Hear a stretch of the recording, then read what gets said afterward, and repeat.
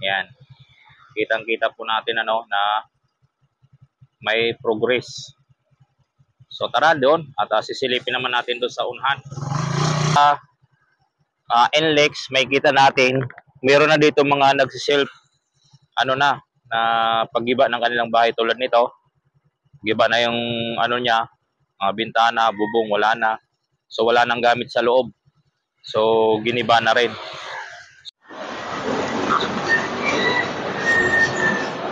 Alright. Good morning po sa ating lahat mga kababayan. At nandito tayo upang magbigay update dito po sa ating NLEX connector, no? Dito po sa stage 3 double decker. So sisilipin natin ang mga progress dito kung ano na po ang kaganapan mga kababayan. So bago natin umpisa ang ating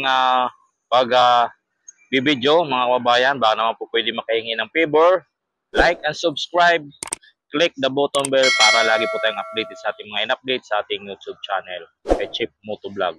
So tara mga kababayan, atin ang papasadahan at sisilipin natin mga kababayan. So sabay na din natin yung PNR para isang video lang. So tara, let's go!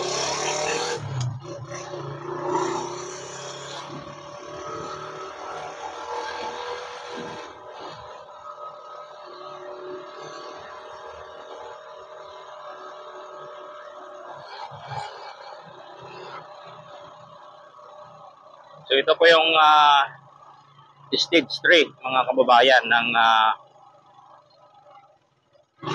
NLEX connector. So may kita natin na meron ano dyan, no? Ano na siya, may unang sahig para sa coping beam doon sa double decker. So ito na may pagdudugtungan, no? May mga scaffolding na mga kababayan. At makikita po natin ang poste dyan, 1, 2, 3, 4, 5, 6, 7, 8. 8 poste. So sa isang area ng poste na yan, no, na magkapares, meron ng sahig para sa coping beam. So ito po yun mga kababayan, no? Double decker na Skyway stage 3 mga kababayan. Kung mapapansin po natin ano, ayan, no? Ayan. Kitang-kita po natin ano na may progress.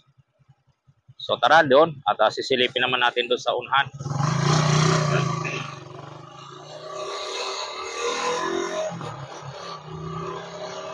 So hindi na tayo nakapag ano ng ating drone dahil lobat na yung mga battery. Galing tayo sa Bulacan. Doon tayo nag-update. At dito, sisilipin na rin natin pati yung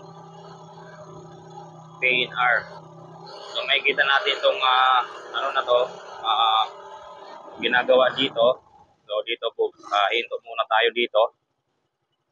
So may kita natin yung ano natin dito ng loading test ng PNR. So dito naman sa NLEX, may kita natin, meron na dito mga nagsiself ano na paggiba ng kanilang bahay tulad nito. Giba na yung ano niya, mga bintana, bubong wala na. So wala nang gamit sa loob. So giniba na rin. So ibig sabihin, nag-ano na yung mga residente dito, nag-isa-isa na maggiba ng kanilang bahay dahil nga po sa dadaanan ng NLEX connector. Tulad nito, wala na rin bubong mga kababayan. At ito, na isa, dalawa, magkatabing bahay. Na magkatabing bahay na ito, tulad nito, wala nang bubong. Yan, makikita natin ano, yan, wala nang bubong. Tapos ito, sa kabila, wala na rin bubong siya at saka mga bintana at mga pundasyon sa loob, giniba na rin mga kababayan. So yan ang ating update dito sa NLEX connector, no?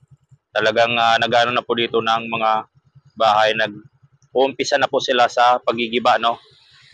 Pero ang nagigiba yung mga may-ari pa lang, no? Hindi pa yung mga ano ng NLEX. So tara, let's go. Punta tayo doon sa ano, sa double decker dito sa may Papok Road, sa may Santa Mesa. Marami na dito, ayan oh, mga ginigiba-giba na oh. Tapos ito naman yung loading test ng PNR dito sa may Pandakan.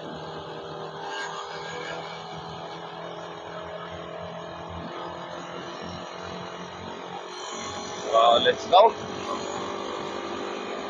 So dito, may nakita tayo dito mga nagiba na rin na bahay. Dito, ayan. Nakita natin sa drone shot kanina na gigiba na rin po ng bahay. Tulad nito, mga ginigiba na rin na bahay. So bali ang bahay dyan na ginigiba, 3. So ito lang nakikita natin kasi mataas. Ang dalawa niya nandyan sa baba, nakatabi sa kanya. Giba na rin, wala na rin po mga bubong. Saka ano na, bagsak na talaga yung bahay. Tara, let's go. Dito na tayo sa tulay.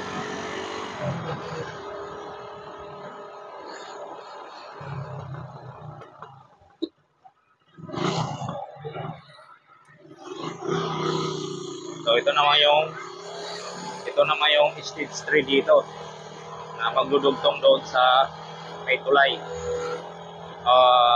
flyover. Ito naman yung mga babayan. So dito sa area na to, linilinis na din po dito para sa pagbubutas ng mga katabi nitong mga poste na to, kapartner. Tulad nito, malinis na dito mga kababayan, no? Kasi magbubutas na rin siguro. So tuloy-tuloy lang po tayo sa pagbibigay update dito mga kababayan.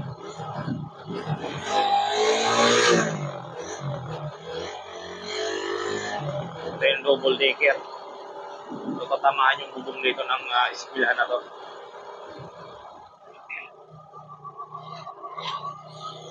So traffic.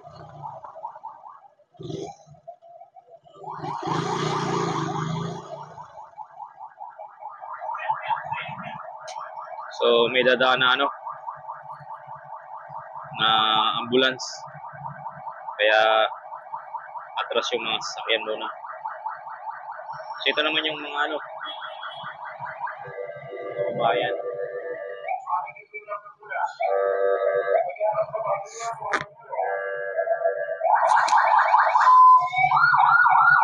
So ito yung mga poste dito ng on-ramp at saka off-ramp. Itong mababa dito konti, ito yung off-ramp papunta doon sa may Valenzuela Street. At ito naman yung on-ramp na mataas na poste galing doon sa may B. Francisco Street. So yan lang po ang ating update dito mga kababayan. So palike and share na din po ng ating video para mas marami po mga kapanood at para marami makapanood natin mga kababayan sa mga progress, mga project dito sa ating build project. Kung kayo nag-aantay sa ating buhay.